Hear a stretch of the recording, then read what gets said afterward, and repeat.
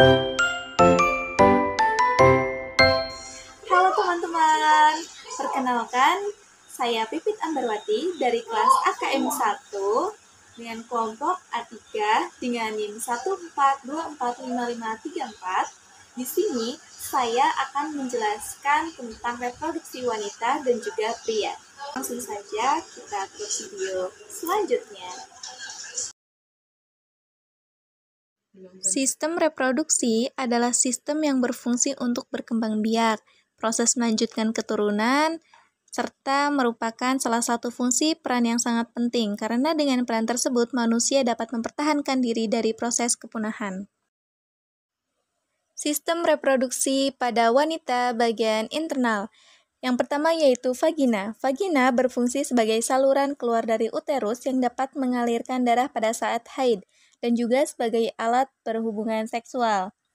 Ada perimetrium sebagai pelindung bagi rahim dan organ-organ di sekitarnya. Lalu ada myometrium sebagai otot utama yang melakukan kontraksi selama proses persalinan. Ada endometrium, yaitu tempat implantasi embrio, nutrisi untuk janin, berperan dalam memberikan nutrisi dan zat-zat berguna bagi pertumbuhan janin. Yaitu selanjutnya ada fimbriae, berfungsi memastikan bahwa sel telur yang matang ditangkap dan diarahkan dengan benar untuk kemungkinan fertilisasi. Selanjutnya yaitu ada uterus, yaitu sebagai tempat berkembangnya janin selama kehamilan. Yaitu selanjutnya ada uterine fundus, berfungsi sebagai tempat pertemuan tuba Fallopi dan dukungan untuk rahim. Selanjutnya yaitu ada tuba Fallopi. Tuba Fallopi ini berfungsi untuk menangkap ovum yang dilepaskan saat ovulasi, sebagai saluran dari spermatozoa atau sebagai jalan ovum dan tempat terjadinya pembuahan.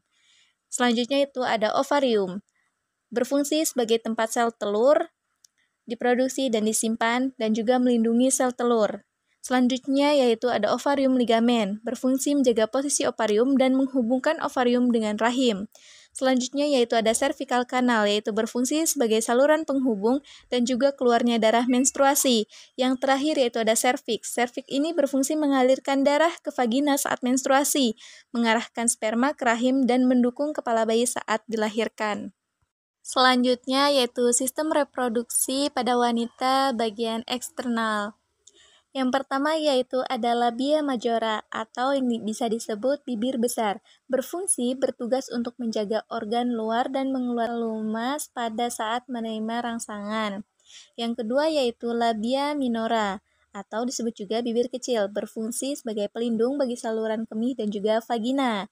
Selanjutnya yaitu ada mons pubis, ini daerah tumbuhnya rambut, berfungsi untuk melindungi alat genitalia dan masuknya kotoran.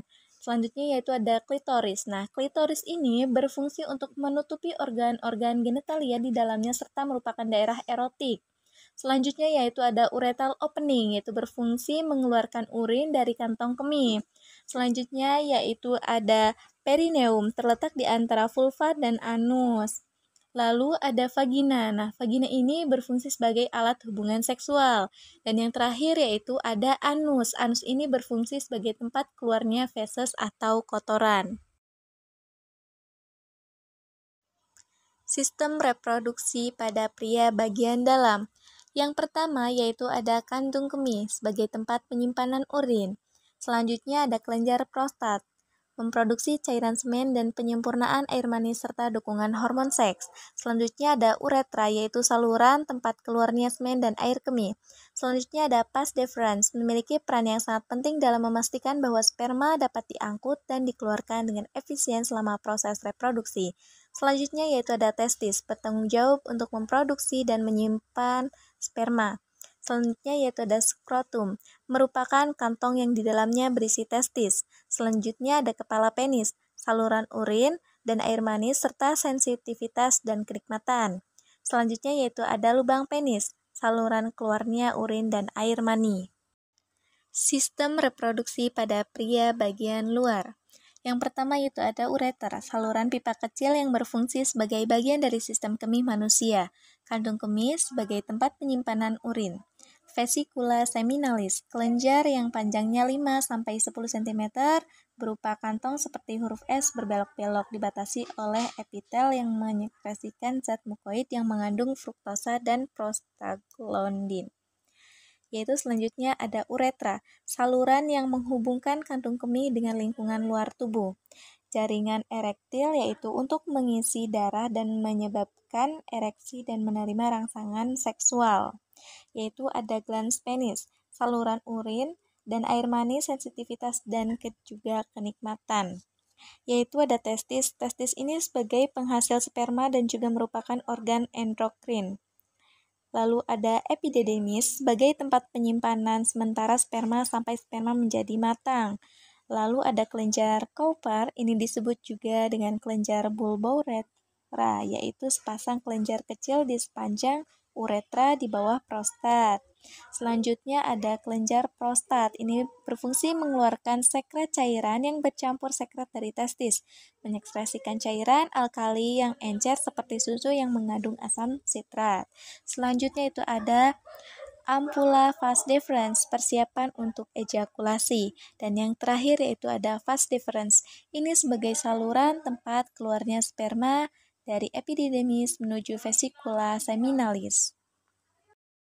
Semoga video ini bermanfaat. Cukup sekian dari saya. Wassalamualaikum warahmatullahi wabarakatuh.